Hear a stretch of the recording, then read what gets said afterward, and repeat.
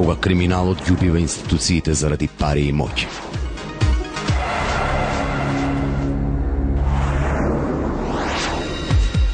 Гледајте Код со Снежана Лупевска.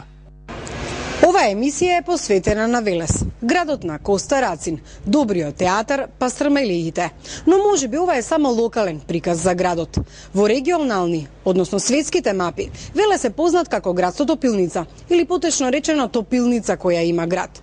Затоа во Велес често пати доаѓаа купувачи, многу сомнителни ликови, кои нудеа планови за рестартирање на гигантот. Со децении, судовите работеа на тоа како да се продаде некогаш најпрофитабилната фабрика во Македонија, па многу судии паднаа на тестот за честно судење.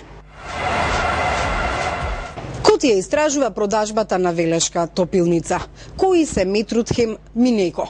Кои се луѓето од црната металургија, чии биографии се протегаат од Руски Кремљ до Белата куќа?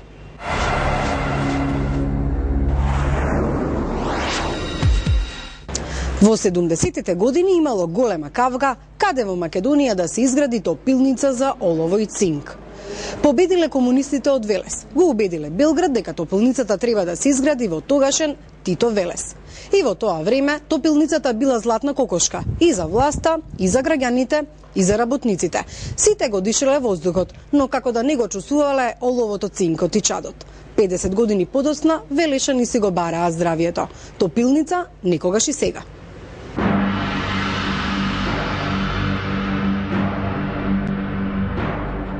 Во тогашната социјалистичка република Македонија требало да се изгради топилница. На списокот биле ставени два града – Штип и Тито Велес. Сојузната комисија во Белград донела одлука топилницата да се изгради во Тито Велес.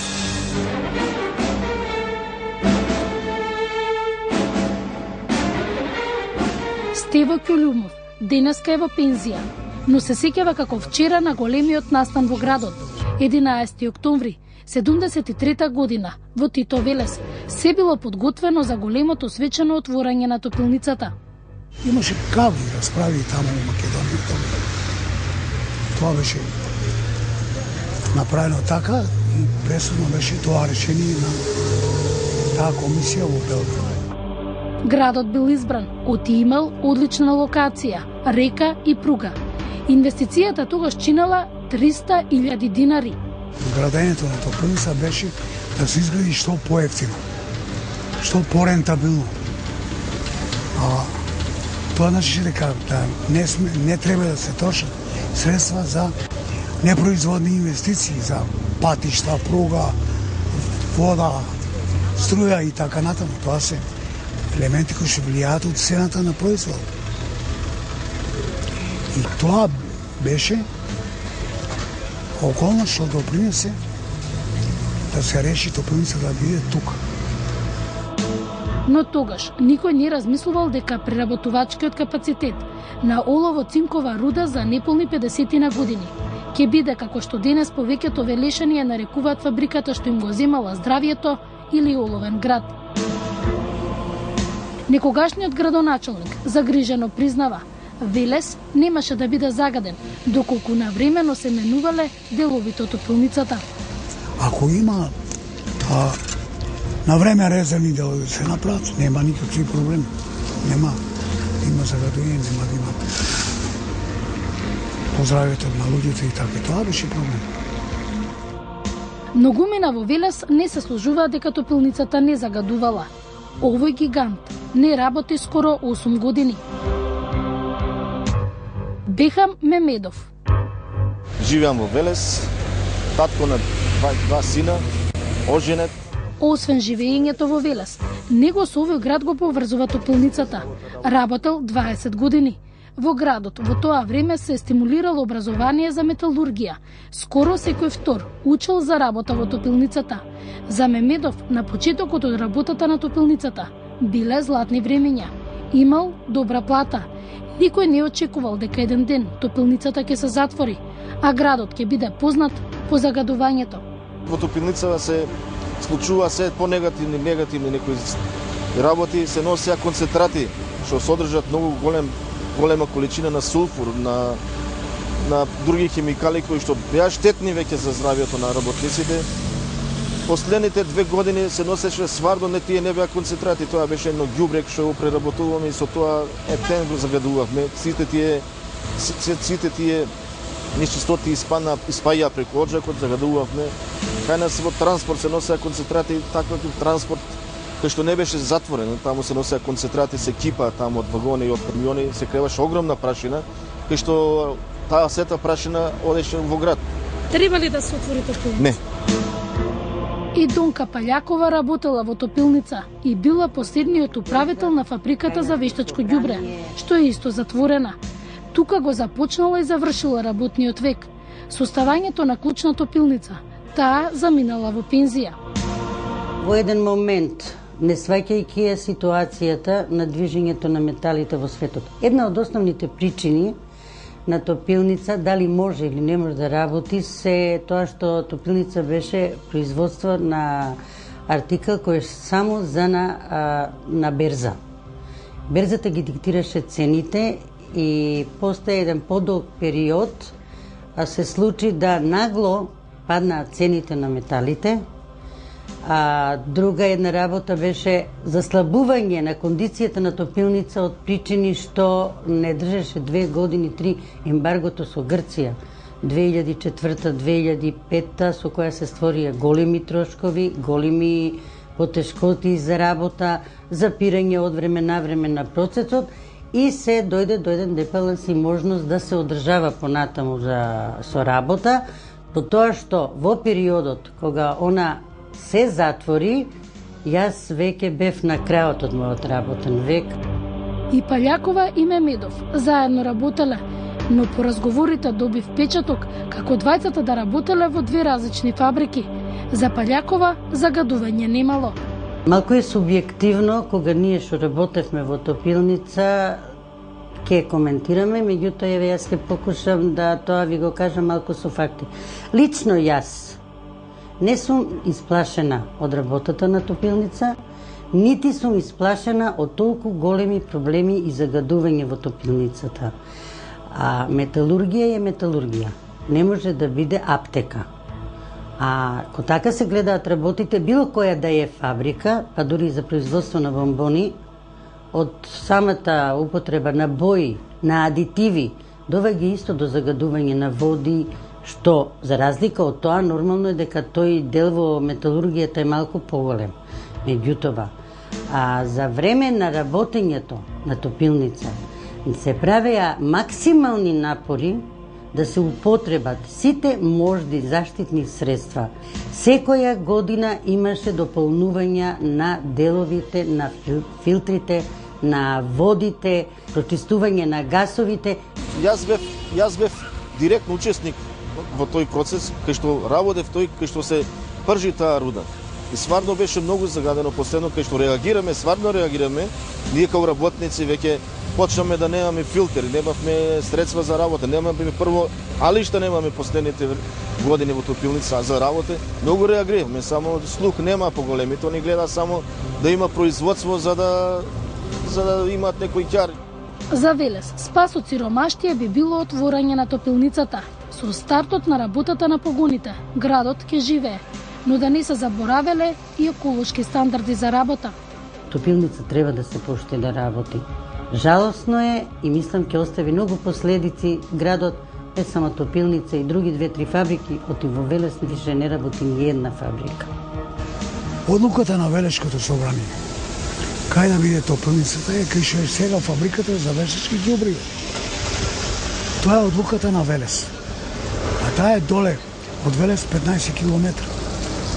И таа е покрај Вардар, покрај пруга, покрај пат. Значи вие не сте на истото место да биде топилница каде што била толку години? Не. Таму не треба да биде? Не треба, нема кој да произведе резервни делови кај нас. За Зелената коалиција, стартот на работа на топилницата ќе значи закупување на градот. Не сакаат да веруваат дека некој тоа ќе го направи. Објаснуваат дека граѓаните се уште не ги почувствувале последиците од испуштањето на тешките метали. Факт е дека овде луѓето умираат. Факт е дека на Велес му се случи еколошки холокаус, кој што некој свесно или несвесно го премолчи. Факт е дека никој не одговараше за претрпениот страф и болка на граѓаните на Велес и факт е дека никој не се обиде да го спречи тој еколошки холокауст. Велеше ни кажа, не ги интересира економија, не ги интересира зголемен број на работни места, не ги интересира влез на капитал. Барем кога е здравата чиста животна средина во прашање. Кажа дека приоритет им е екологијата, се случи еден протест. Не сакам да предпоставам ниту јас, ниту сите екологисти што би се случило кога граѓаните Велес повтор пат излегле на протест. Актерот Александар Ѓорѓиев во Велешкиот театар е со години. Потекнува од стара велешка фамилија. За животот во градот, за изборот помеѓу парите и здравието. Уште никој не напишал сценарио. Но треба низ драма да се покаже вистинската слика на Велес. Не, ние би направиле секако и да е и да не е.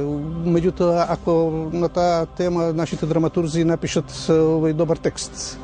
Рестартирањето наново на топилницата е отворање експлозија на нова еколошка бомба. Велес останува во исчекување. Дали топилницата повторно ќе работи или не?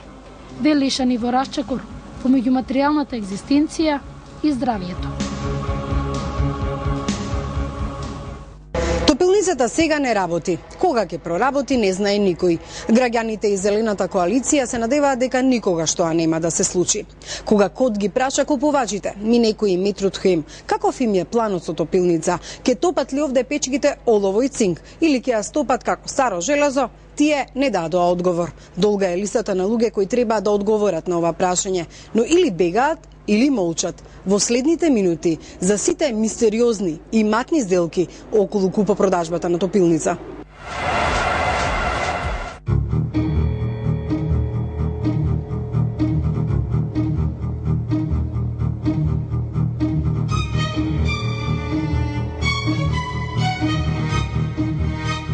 Ваков е Велес погледнато дозгара. Наместо во низината покрај Вардар, луѓето избегале кон родиштата. Овој град има топилница, односно топилницата го има Велес, па неговиот расте подалеку од загадувачот, чадот, смртта. Во последната деценија, велешани се под постојан стрес дека ќе се рестартира или не фабриката која за власта носи пари, а за нив болест. Мијалче Димитриевски е сега стечаец. Некогаш работел овде. Сега веќе 8 месеци нема пристап. Топилницата е купена за 2,5 милиони евра. Незначителна сума споредена со вредноста што некогаш ја имала една од највредните на Балканот фабрики за обоени метали. 89 година беше директор Никола Гашевски. Тој човек тогаш дојде владата на Анте Марковиќ и го зема за Белград. Пред да замине за Белград, во топилницата остави 35.000 тони метал и околу 40 милиони долари пари. Значи, топилницата имаше околу 70 милиони во пари, долари, резерви. Што значи тоа? Што значи тоа? Дека 10 години сите тогашни вработени во топилницата да не работат и топилницата да не работи, да земаат пари. Директорот не се вратил, но дошол нов. Од 90-та година дојде за генерален директор Борис Гичев и тој човек до некаде 93-та година располагаше со тие пари и сите тие пари наеднаш се подјадоа. Топилницата до понатака продолжи да работи и со полн капацитет работеше, а пари веќе снема. Транзицијата носи нови директори и нови шеми, но салдото на топилницата повеќе никогаш не било како во времето на Анте Марковиќ, туку само позитивна нула. На 2000 година доаѓа за директор Жанко Чадо, поранешен министер во економија, а додека беше Борис Гичев директор, со Жанко Чадо направи адил со Алмако банка. Значи, преку Алмако банка одеа парите, преку Алмако банка одеа сите плаќања. После Жанко Чадо дојде ДЕА, заедно со Љупчо Ѓорѓиевски, нели беа во коалиција, и тогаш дојде за директор Чедо Петров. Исклучивме договор на отплата на акции. Меѓутоа, меѓувреме дали се плаќале или не се плаќале акции, не знам, меѓутоа Жанко Чадо ни подметна договори да склучиме со Дивино, фирма од Словенија, која Дивино ќе не кредитира нас, односно во наше име ќе ги отплаќа акциите. И тоа го правеше за една година. Тоа помогна да они управуваат со топилница. Така топилницата стасала до колапс. Наместо една станале 3 фирми, 2 со назнаката МХК Злетово, една со име Инвестас. Еден куп направени хипотеки од страна на Инвестас и на крајот што се случи? МХК Злетово ја оставија да отиде во стечај, а имотот префрлен на фирмата Инвестас. Преку непосредната спогодба со битни елементи од договор за купо-продажба, инвестор се стекнал со собственост повторам на целокупната опрема во полоните филми на Талија. Регистрирана во Скопје, собственост на Асец групи Филобизнис од Панама, фирма која со себе носи мистерија. Кога се наметнува офшор ли е компанија регуларна? Филобизнис е компанија која што е регистрирана во Република Панама. Еминентните странски компании се принудени преку фирми дали од Панама или од други држави во Република Македонија да влегуваат како стратешки инвеститори. 7 тендери пропаднаа. Фабриката се нудеше па се изземаше од продажба. Ова го диктираа судовите, а не инвеститорите. Најголемата сума понудена за купување она од Павел Малиновски, руски тајкун кој го купи рудникот Саса. Преговараше со Бучковски, но пазарот не излезе. Не ја доби фабриката. Околу топилница цело време се вртат исти луѓе. Инвеста се повлекува, хипотеките се бришат, за да им остават простор на швајцарците. Во катастар беа упишани тие хипотеки. И топилницата не можеше долго време да се продаде заради тие хипотеки. На крајот, откако се појави повторно Метрутхем, односно Чадо, дали е сега во игра или не знам, меѓутоа Аксентиевиќ со кој топилницата работеше и Жанко Чадо, да ја купат, откако се појави да ја купат и да регистрира фирма Метрутхем, и беа заинтересирани, ги избркаа сите потенцијални купувачи со тие хипотеки и откако они беа избрани за најдобри понудувачи, хипотеките ги снема. Најна се избришаа. Ова се податоците од Централниот регистар. Метрутхем е регистрирана во Скопје во мај 2008. Случајно или не, во иста зграда, наречи си иста адреса со Алмако банка, онаа истата каде директор беше Жанко Чадо. Собственици се Highland International Investment Holding Limited, лоциран на британските Девствени острови. Дејност, производство на олово, цинк, калар. Управители Петар Радович и Тони Димитриевски. Првиот е од Белград, адресата му е на истата улица со македонската амбасада. Кога Код го праша што ќе прави со топилницата, се пошали дека го деранжираме приватно. Ало. Добар дан. Добар дан. Господин Петар Радович. Јаса. Мој име е Миумир Серафиновиќ, ја радим као новинар у телевизија канал 5 у Скопје, Македонија. Како сте, што радите? Можете да причате? Не могу да причам. Немојте ме звати на овај мобилен, овај мој приватни мобил.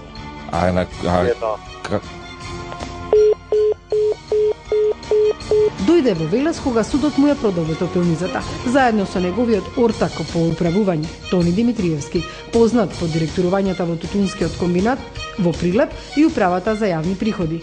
Сега е фактички фирмата Метрутхем, слушам дека е поставен за директор Тони Димитриевски, близок соработник на власта. Сега Димитриевски треба да направи план за работа на топилницата. Од Код избега, кажа дека план за сега нема. Прашањата на Код ги испрати во странство. Одговор нема. Господине Димитриевски, да ни кажете што ќе правите со топилница? Немаме коментар се. Што ќе правите? Кажете ни како дајте одговор. Имате право да знаат. Ќе добиат коментар. После колку години? Исто вака се однесуваше и Александар Билбилов. Тој е регистриран како управител на Минеко обоени метали, фирма произлезена од Минеко Холдинг Холандија. Нема потреба за спекулации, мислам. Кога има нешто за конкретно за дискутирање, ние вас ќе ве бркаме, не ние вас. Но сега тврди дека доколку треба било што да одговори во врска со топилница, мора да се договори со Тони Димитриевски и да ги праши инвеститорите од Минеко и Метрутхем. Но и по консултациите не кажа ништо. Кој ја продаде топилница? Според власта судовите, според опозицијата владата. Никаков економски интерес, никаков профит не може да биде поважен од здравјето на граѓаните на Велес. Мојот личен став е дека сум против рестартирање на топилницата. Еден бивш и еден сегашен градоначалник. Првиот го изгуби мандатот по продажбата, вториот е од партијата чија влада не ја спречи продажбата. Топилницата е важна за политичките партии, тука има многу калкулации. Ставовите на ВМРО ДПМН беа неутрални, неодредени, едноставно не сакаат да ги изгубат гласовите на топилничарите. Постанува белего дека владата на ВМРО ДПМН ја продаде топилница за да се рестартира. Ако алудирате на тоа дека градоначалникот на Велес, кој што е во моментот на функција од иста политичка партија, јас одговорно ќе ви изјавам дека сум пред се граѓани на Велес. Дали сте имале непристојни понуди? Се обидоа во една прилика прво да ме заплашат, потоа и да ме подкупат, се обидоа да подкупат и еден ваш колега новинар, тоа што јас лично директно го знам, меѓутоа никогаш ниту сум се исплашил, ниту сум подклекнал, ниту сум прифатил било какви матни работи, затоа си останав со чиста совест. Значи непристоен предлог не сум добил, она што го земав како врска пред Советот е дека било каков контакт кој што ќе посакаат да го остварат со мене било кој од сопствениците или некои лица овластени од нив, ќе биде транспарентен. На Турски Јалим не му успеа да направи трговски центар и стамбени згради на местото на топилницата. Иако дадоа поголема понуда, судот ги дисквалификуваше за само 100 евро. Победи Метрутхем, победи опцијата која бараше топилницата да се рестартира. Но зошто токму тие? Што толку вредно крија старите погони? Се проценува дека има за повеќе од 5 милијарди евра резерви на олово-цинкова руда во Македонија. И они сега најверојатно власта мисли на тоа дека треба нешто да направи со таа руда, да не се извезува и да се топи во Бугарија. Меѓутоа, топилницата за да се рестартира треба најмалку од 30, тоа кажуваат експертите, ја го имам чуено, од 30 до 50 милиони. Државата го има земјиштето. Метрутхем објектот го купи за 2,5 милиони евра, доколку реши да го исече и продаде целото железо од топилницата. Заработката е 3 пати повисока. Кои луѓе од Македонија всушност ги мамат ваквите инвеститори? Воглавном се работи за луѓе кои потекнуваат од балканските држави со српски презимња, кои сега се некаде во Гленкор во Швајцарија или во Гленкор во Лондон или во некои други фирми кои потоа формираат сестрински фирми и се јавуваат како потенцијални и директни инвеститори во Македонија. Ова се ликовите. Нивните дела се речиси исти, поврзани во исти интерес. Работат можеби за исти газди. Капиталот доаѓа од исто место. Веле се само една од нивните дестинации.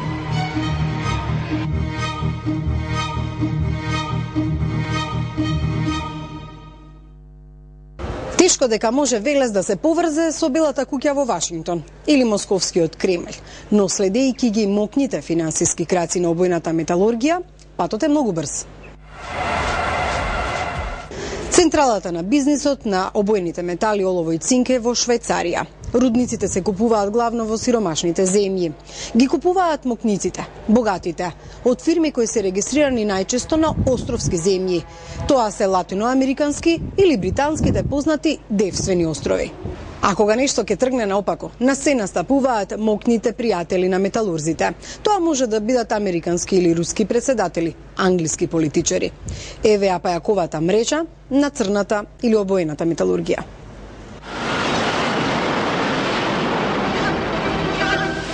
Олово и цинк се обоени метали, според хемијата. Според капиталот и имињата на главните играчи, обоената металургија во светот се нарекува и моќ. Велешката топилница е почетокот од каде тргнавме, место каде години наназад се мерела моќта на локалните политички играчи. Сега е во собственост на Метрутхем, скопска новоформирана компанија, која успева да ја купи од претходниот собственик, Минеко. Нема никаква врска меѓу двете компании, иако еден ист човек беше представник прво на Минеко, па сега е советник во Метрутхем. Метрутхем е формирана со странски капитал од офшор царството, британски девствени острови. Името на инвеститорот е мистериозно. Директор на македонски Метрутхем е Петар Радовиќ од Србија. Претходниот собственик, всушност најголем доверител на топилницата е Минеко, швајцарска компанија која поседува повеќе рудници на Балканот. Главен балкански директор е србинот Димитрije Мики Аксентиевиќ.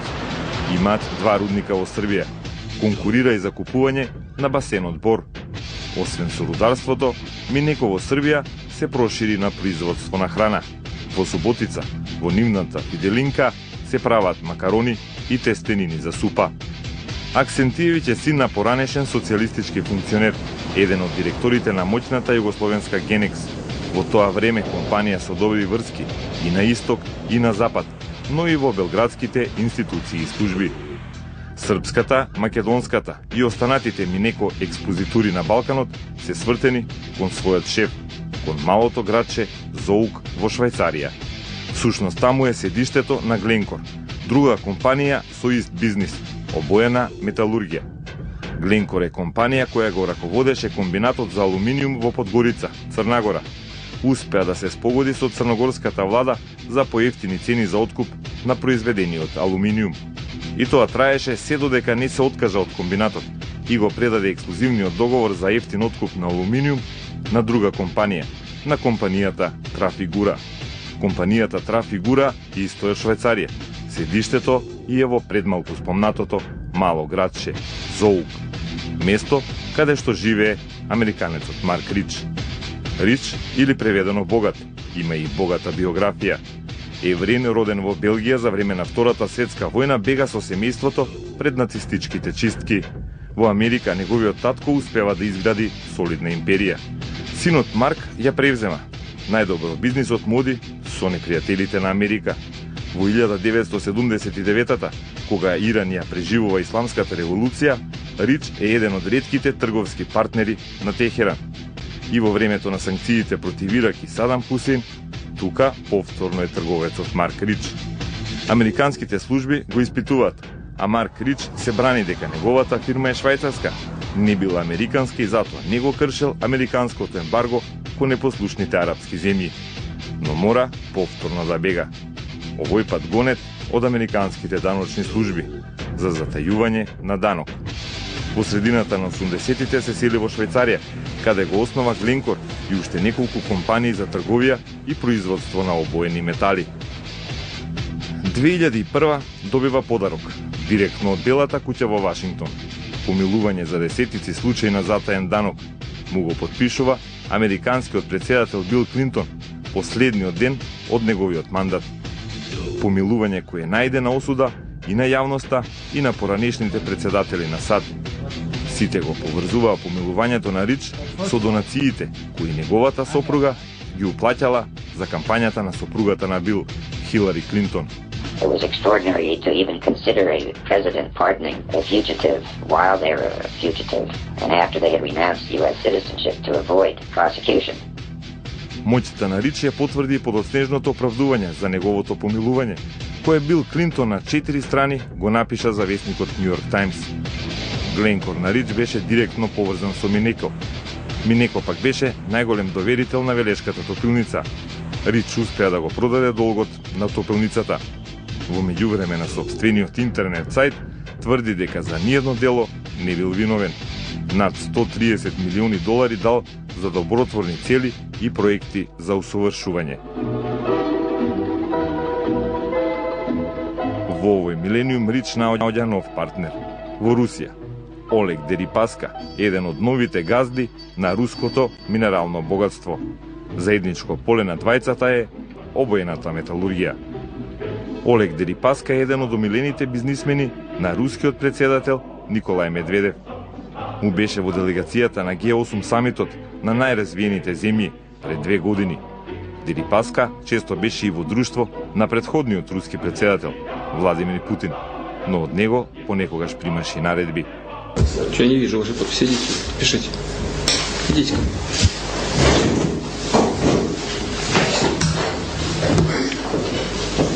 Да, договор.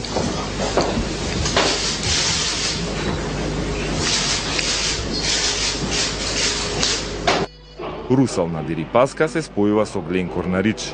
Рудниците и погоните што беа на Гленкор преминуваат во имотот на Дерипаска, па потоа стануваа заеднички имот. Фирми поврзани со бизнис концептот на тајкуните постојано се основаат во централноамериканските држави, најчесто во Панама. Имаат ознаки офшор. Непознатите компании за мали пари купуваат големи рудници во сиромашните земји. Често трансакциите се вршат и за балканските природни богатства. Двајцата, Рич и Дерипаска, со своите успешни игри во рударството, успеваат да ги контролираат цените на обоените метали на берзите. Кога треба цените одат надолу, кога треба растат. Вртоглавиот свет на парите, берзите и моќниците на обоената металургија не ја одминаа ниту топилницата во Велес. Таа не работи, ама пари за неа се уште се вртат.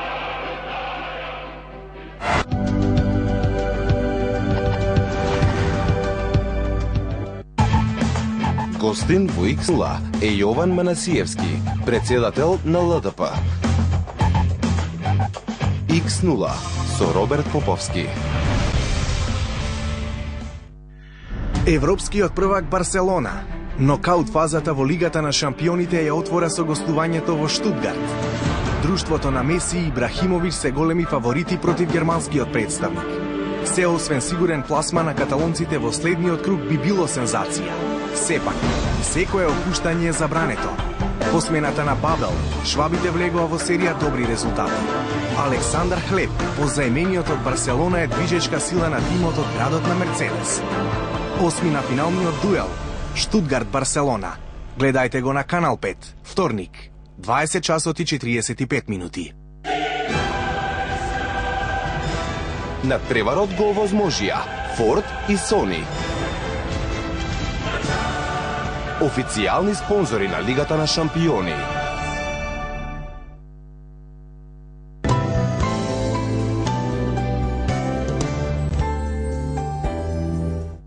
Цело време зборува само за голови, судии, фудбалери, само за тоа. Можев да ја оставам книгата. За 2 дена цела прочита. Ај на кафе, ми се пие макијато. Кажи си се што сакаш. Стани One Mobile корисник и бесплатно ќе добиеш дополнителна prepaid SIM картичка со можност за активирање на OneFriend услугата на двете линии. Со OneFriend разговорите меѓу двете линии се бесплатни и во следните 3 месеци услугата ја добивате без месечна претплата. One. Секаде заедно. По ураганот Катрина, луѓето се обидуваа да го вратат нормалниот тек на животот. За жал, штетата врз нивната свест беше непоправлива. Види ја целата слика. Форум.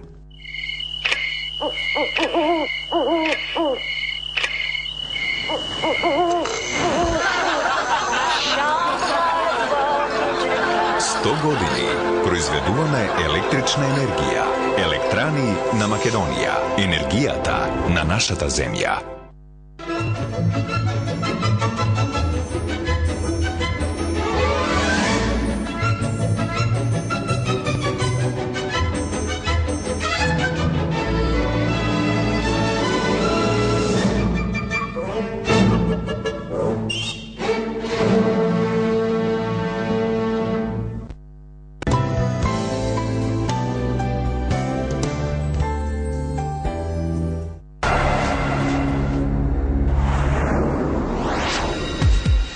Некаде во подножјето зад мене е топилница. Ветрот што ме дува доаѓа токму од тој правец. Доколку сега чадеа оџаците, оловото и цинкот би доаѓале директно во мене. За среќа не работи. Ви благодарам што и вечерва бевте со Кот. Се гледаме идниот понеделник.